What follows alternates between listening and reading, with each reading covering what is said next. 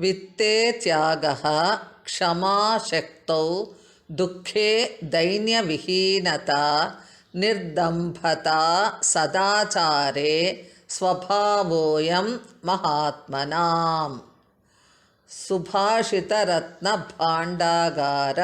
ಹಣವಿದ್ದರೂ ಅದನ್ನು ತ್ಯಾಗ ಮಾಡುವುದು, ಶಕ್ತಿ ಇದ್ದರೂ ತಾಳ್ಮೆಯಿಂದಿರುವುದು, ದುಃಖವಿದ್ದರೂ ಕುಗ್ಗದೆ ದೈನ್ಯತೆಗೆ ಒಳಗಾಗದಿರುವುದು, ಸದಾಚಾರಿಯಾಗಿದ್ದರೂ ಜಂಭವಿಲ್ಲದಿರುವಿಕೆ, ಇವೆಲ್ಲವೂ ಮಹಾಪುರುಷರ ನಿಜಗುಣದ ಸ್ವಭಾವವಾಗಿರುತ್ತದೆ.